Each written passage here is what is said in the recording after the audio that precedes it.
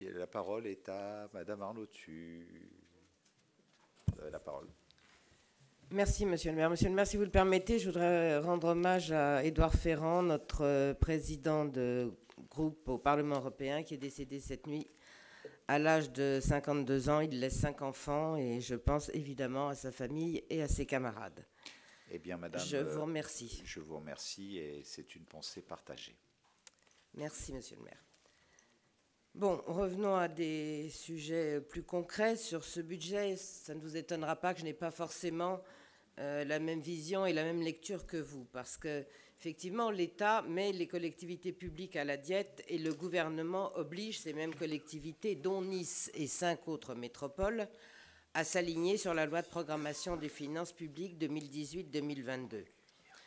Alors, je ne fais pas tout à fait partie, comme vous, parfois, du fan club de M. Macron, mais il était temps que notre ville modère ses frais de fonctionnement et que la mairie se souvienne que l'emprunt d'une collectivité locale n'est là que pour financer des investissements durables. Tout cela va dans le bon sens, même si je ne marche pas pour ma part vers les marcheurs, vous le savez. Il était temps de mettre un coup de frein aux lubies décentralisatrices de certains barons locaux. Est-ce pour autant que je voterai le présent budget? Non. Parce qu'il existe 5 points précis que vous avez soigneusement escamotés, malgré les questions que je vous ai posées en commission des finances, mais que je vais me faire un plaisir de souligner, car ils représentent près du tiers des masses budgétaires que nous évoquons aujourd'hui. Pour commencer, 2 tours de passe-passe sur les recettes de fonctionnement. Le premier, pour 2019, et contrairement aux années antérieures, vous procédez à une reprise anticipée de l'excédent du compte administratif. Je rappelle que cet excédent est d'habitude connu au mois de mars, qu'il figure dans le compte administratif et qu'il alimente la décision budgétaire modificative numéro 1 que nous votons globalement à chaque printemps. Cette année, vous intégrez tout de suite, dès le budget primitif, 28 millions d'excédents 2017 en recettes de fonctionnement. Vous avez le droit, et d'ailleurs Bercy atteste dans le document joint que l'excédent de gestion 2017 sera au minimum de 28 millions d'euros. Chaque année, un certain nombre de maires en difficulté financière procèdent à une reprise anticipée de la même façon. Mais pour nous, cette figure de haute voltige signifie qu'il nous manquerait alors 28 millions d'euros pour équilibrer le budget primitif. Au vu de votre note de synthèse, page 4, à méthode constante, votre autofinancement brut n'est plus que de 21,3 millions d'euros et non pas 49,7 comme vous l'annoncez. L'autofinancement net, compte tenu des frais financiers, n'est que de 5,6 millions d'euros, ce qui est, il me semble, notoirement insuffisant. Sur le plan pratique, ceci signifie également que l'excédent du compte administratif 2017 risque d'être quasi épuisé et qu'il n'y aura plus de grain à moudre pour les budgets supplémentaires. Ce contour de passe-passe, c'est le gonflement du compte 70, autres produits, qui passe de 42,6 millions en 2017 à 46,5 millions en 2018, soit une augmentation de 9%. Vous n'augmentez pas les impôts, mais vous allez considérer comme des vaches à lait, les usagers des crèches, des réfectoires, des cantines. Vous consacrez d'ailleurs 3 pages dans la note de présentation pour rabâcher que les tarifs n'augmenteront pas pour les Niçois, mais ceci est inexact. Il suffit pour s'en convaincre d'ouvrir le tome annexe comptable qui est particulièrement rébarbatif, je vous le concède, en page 18, et de lire par exemple les recettes prévues au compte 70-321, stationnement, location de la voie publique. Les recettes passent de 4 millions d'euros à 2017 à 8,55 millions d'euros en 2018, soit une augmentation de 113%. Alors, est-ce que ce compte inclut les procès-verbaux de stationnement qui ont été transformés en redevances pour stationnement abusif? Il me semble que les Niçois auront bien compris que les amendes et les tarifs allaient valser. Et même s'ils auront droit à une réduction tarifaire, je ne suis pas certaine que cet argument persuade pleinement les commerçants. Et il faut faire attention quand même à ne pas faire fuir non plus les touristes lors de la prochaine saison. Je voudrais aussi examiner votre silence éloquent sur les économies de fonctionnement. Vous vous êtes engagé avec l'État à limiter à 1,2% pendant 5 années la croissance des dépenses de fonctionnement. Reconnaissant que les dépenses de fonctionnement générales n'augmenteront que de 0,71% et que les charges de personnel vont baisser de 1,11%. Mais vous vous gardez bien, sauf erreur de ma part, d'indiquer dans quel service vous effectuerez les coupes budgétaires. Vous savez parfaitement que le non-remplacement des départs à la retraite ne suffira pas à économiser 1,6% de la masse salariale. Alors, est-ce que vous vous préparez à licencier du personnel contractuel, ce qui risque d'être avoué d'ailleurs, page 19 de votre rapport? Est-ce que vous allez comprimer le volume des heures supplémentaires?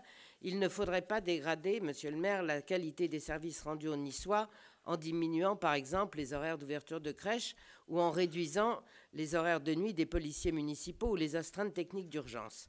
Moi, il me semble que vous devriez être plus explicite. En tout cas, il est un point que vous ne contestez pas. L'austérité, c'est pour les autres, mais ce n'est pas pour vous.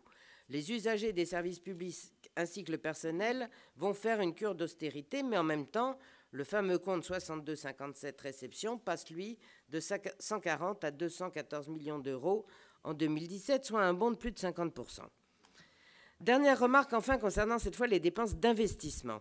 Dans votre contrat avec l'État, vous vous engagez à investir durablement dans des équipements communaux à concurrence de 85 millions d'euros chaque année.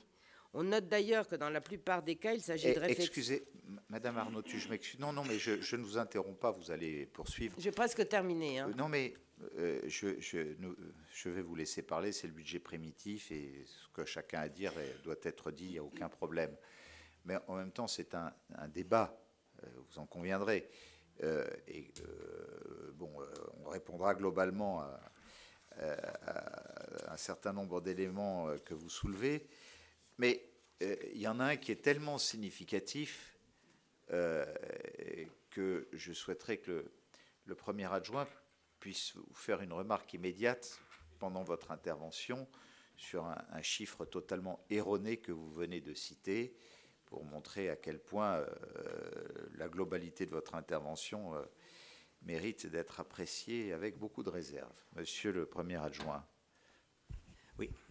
Pardon, madame, parce que je pense que ça a pu troubler l'Assemblée. Vous avez évoqué une augmentation. Alors, dans le taux, je m'en expliquerai, sur les frais de réception, on n'est pas exact, c'est des modifications de périmètre. Mais alors, surtout sur le montant brut, vous évoquez un montant de 280 millions. Non, 214. Millions. Vous avez dit 214 non, millions. Je voudrais qu'il soit bien entendu dans l'ensemble de cette Assemblée. Pardonnez-moi, on va dire que c'est l'émotion. Vous me le pardonnerez aujourd'hui. Voilà, non, mais j'ai dit d'abord 214, pas 280. Et évidemment, ce ne sont pas des millions. Voilà. Pardonnez-moi. Merci, madame. Et mettez ça encore une fois, s'il vous plaît. Ayez l'indulgence de l'émotion ce matin. Je comprends. Voilà. Excusez-moi. Je vous en prie, reprenez, madame. Je termine, merci. Donc, sur les dépenses d'investissement, dans votre contrat avec l'État, vous vous engagez à investir durablement, disais-je, dans des équipements communaux, à concurrence cette fois-ci de 85 millions d'euros chaque année. On note d'ailleurs que dans la plupart des cas, il s'agit de réfection ou de mise aux normes d'hygiène, de sécurité ou d'accessibilité. Ceci prouve les récentes difficultés financières rencontrées par la ville qui vous auraient obligé à laisser vieillir le patrimoine existant. Nous assistons donc à un rattrapage. Le seul gros investissement nouveau concerne l'acquisition d'horodateurs pour le stationnement payant, ce qui confirme mes craintes concernant le matraquage des automobilistes. Je m'interroge enfin quant à la faisabilité d'un aussi vaste programme dans le délai de l'année budgétaire. Nous risquons d'avoir d'importants restes à réaliser en décembre 2018 et l'État pourrait nous sanctionner en cas de manquement à nos engagements. Reste à examiner en ce qui concerne les recettes d'investissement ce que j'appellerais la grande braderie. Vous prévoyez pour la seule année 2018 46,12 millions d'euros de cessions immobilières. Cette recette fait partie d'un programme de cession d'actifs municipaux que vous comptez poursuivre. Il s'agit là d'une recette ponctuelle, non pérenne, c'est-à-dire d'un fusil à un coup. Nous sommes une grande famille, M. Allemand l'a dit, qui est en train de vendre son argenterie. Dans votre rapport, vous évoquez pudiquement une optimisation du patrimoine. Si on vous suit, mis à part l'hôtel de ville, aucun actif n'est stratégique. Lorsqu'on examine la liste des cessions prévues, on constate que 38 millions d'euros, soit 83%, proviennent des 2 terrains, boulevard Gambetta et Simone Veil. Donc, nous sommes en train de liquider nos réserves foncières en zone dense.